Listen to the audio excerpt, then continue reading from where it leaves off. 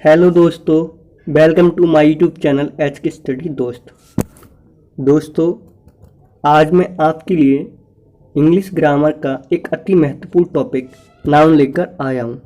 दोस्तों, मैं आपको बता दूँ कि इस टॉपिक से प्रत्येक एग्ज़ाम में कम से कम 2 क्वेश्चन पूछे ही जाते हैं, चाहे वो एग्ज़ाम किसी भी कंपटीशन जैसे एयरफोर्स, नेवी या आपके 12th बोर्ड का हो।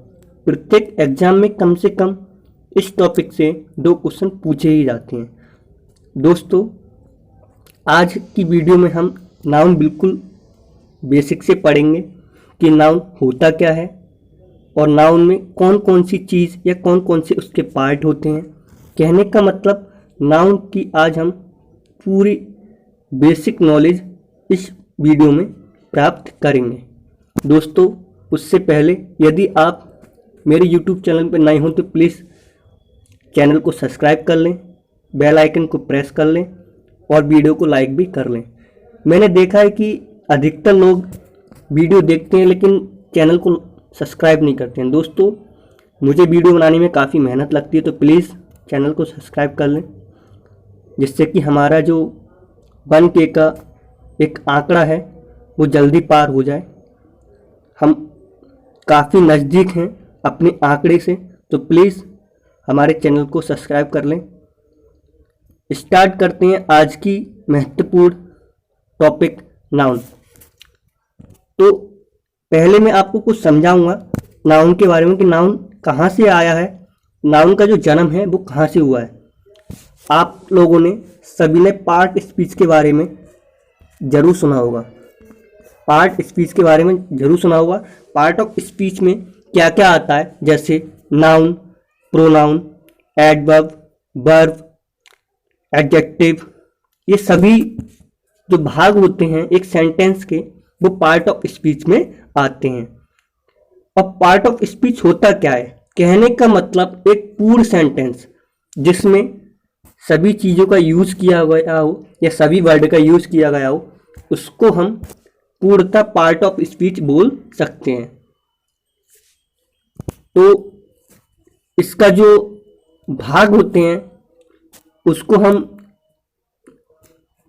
एक एक करके पढ़ेंगे। तो आज जो भाग है वो है नाउन।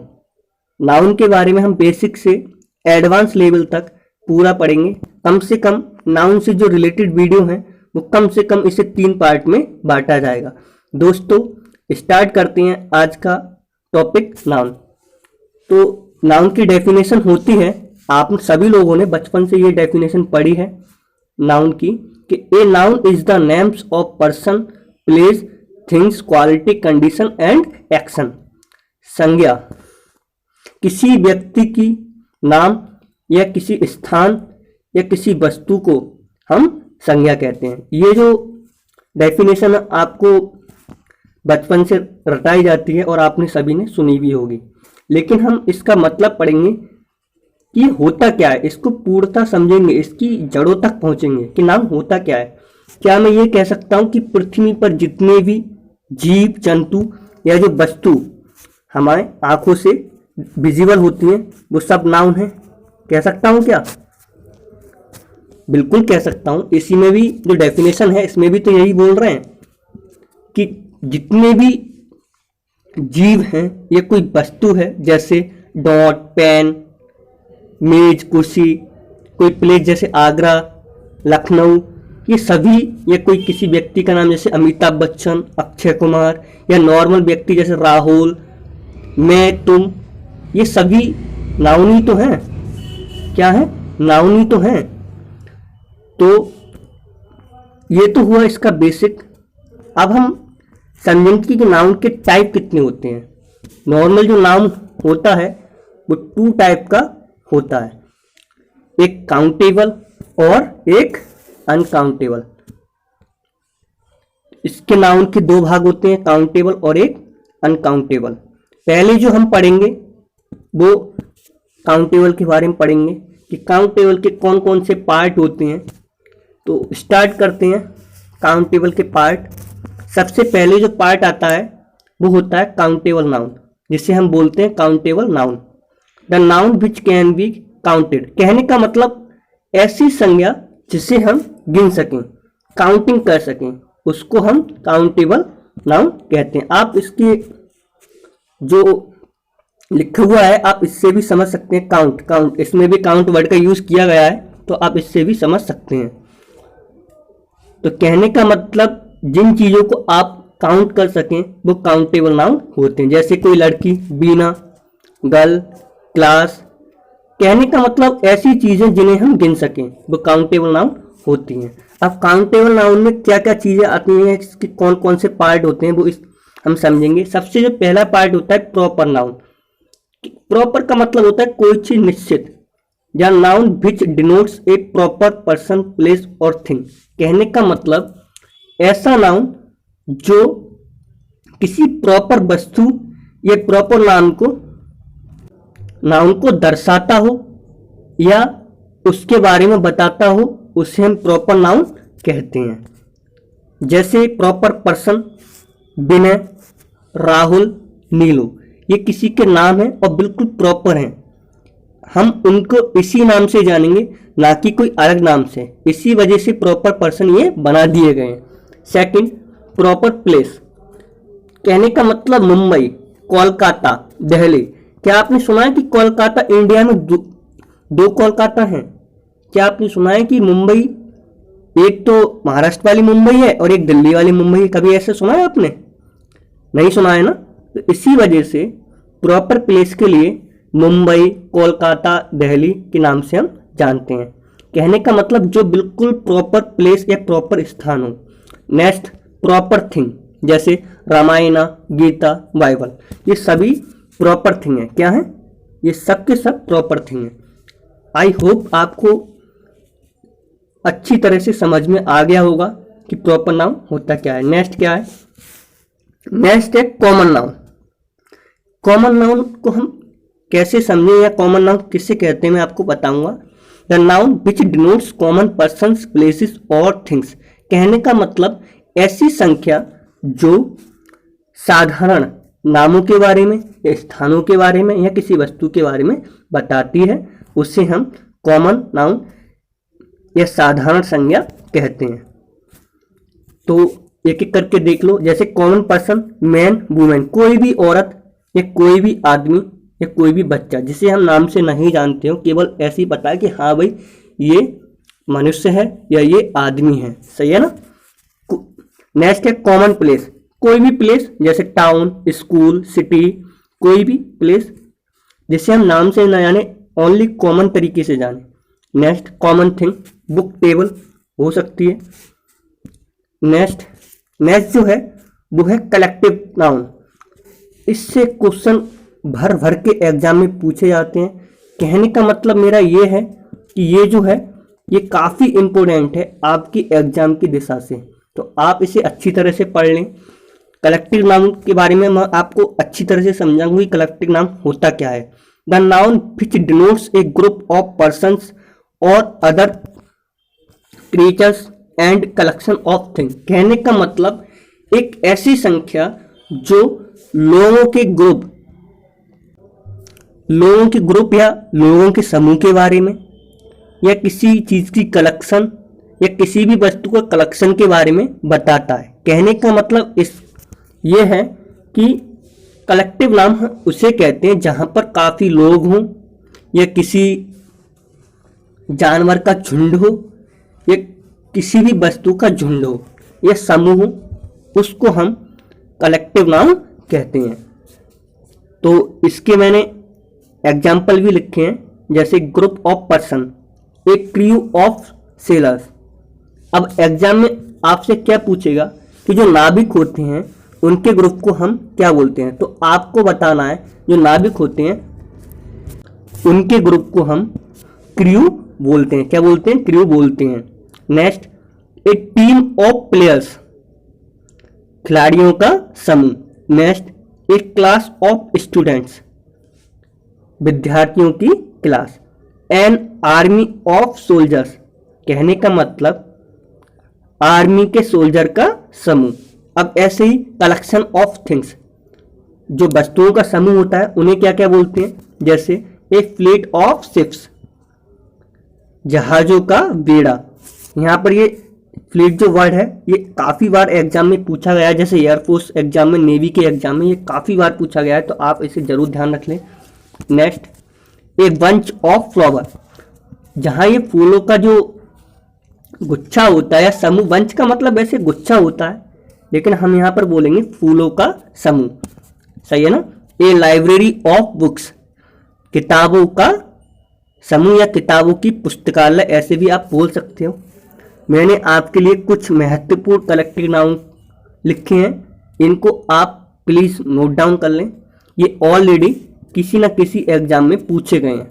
तो सबसे पहला जो है वो है एक क्राउड ऑफ पीपुल, लोगों की भीड़। ढंग से सुने में एक एक वर्ड के लिए, ये काफ़ी इंपॉर्टेंट है आपके लिए। Next, A heard of cattle, पशुओं का झुंड। पशुओं के झुंड को हम क्या बोलते हैं? हर्ड। सही है ना। नेक्स्ट, एक क्लस्टर ऑफ स्टार्स, तारों का झुंड।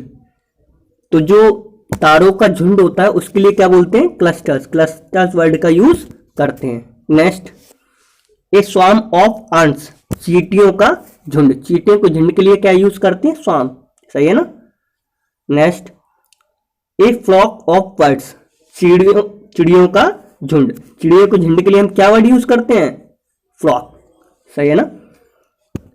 ए troupe of dancers, a troupe of dancer, नर्तकों का समूह। तो नर्तकों का जो समूह होता है उनके लिए हम ट्रूप वर्ड का यूज करते हैं। Next, a volley of arrows, बाणों की वर्षा। Next, a sheaf of grains, तो जो अनाज का गट्ठर होता है उसे हम क्या बोलते हैं? सीफ। क्या बोलते हैं? Sheaf. Next, a bunch of keys, चाबियों का गुच्छा। ए फ्लेट ऑफ शिप्स, मैं ऑलरेडी आपको ये बता चुका हूं, जहाजों का बेड़ा।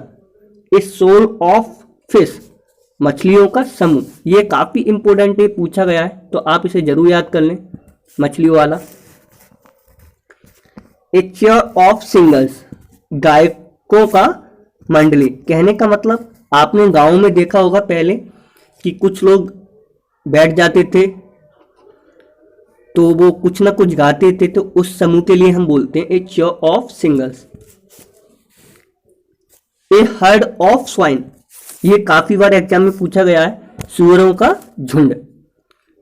Next, a tuft of grass, घास का गुच्छा।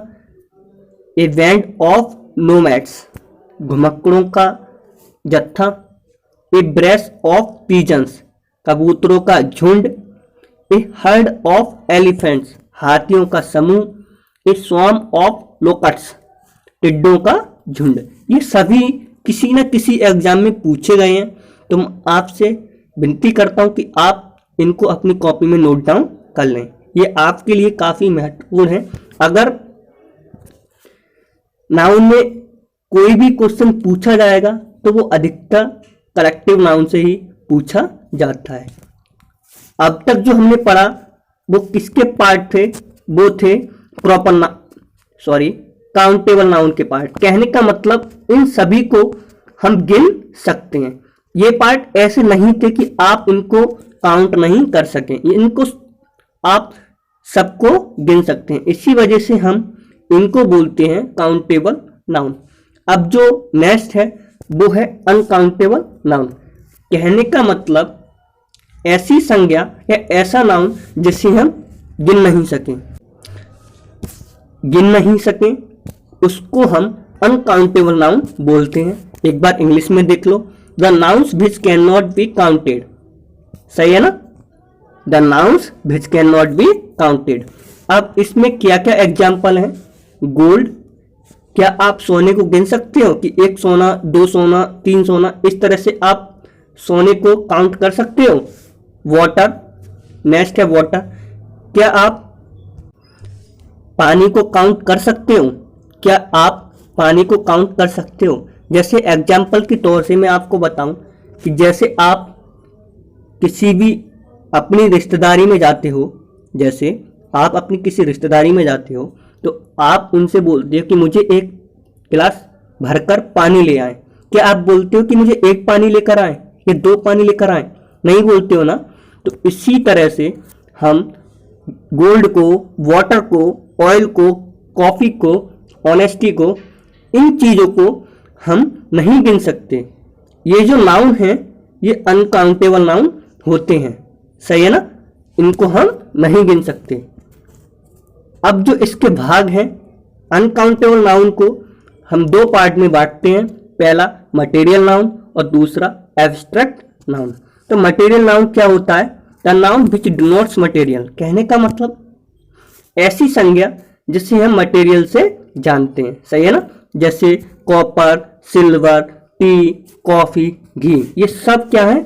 मटेरियल है। क्या है? मटेरियल है। क्या आप इनको गिन सकते हो? कॉपर को आप गिन सकते हो? 1 कॉपर, 2 कॉपर, इस तरीके से आप गिन सकते हो? क्या सिल्वर को गिन सकते हो? क्या चाय को गिन सकते हो कि 1 चाय, 2 चाय? नहीं गिन सकते ना।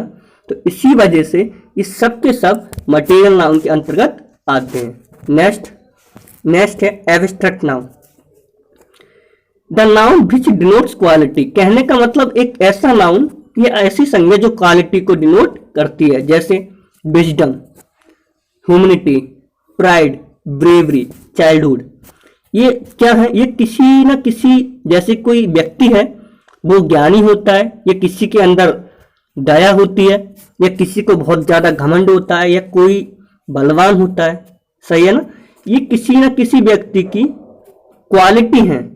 जैसे विजडम है तो क्या शो कर रहा है? उसकी क्वालिटी शो कर रहा है, हाँ भाई, कि ये व्यक्ति ज्ञानी है, ये व्यक्ति बुद्धिमान है, सही है ना। तो ये जो जितने भी क्वालिटी वाली चीजें हैं, ये क्वालिटी वाले वर्ड हैं, वो सब के सब एब्स्ट्रैक्ट नाउन में आते हैं, सही है ना, एब्स्ट्रैक्ट नाउन में आते हैं।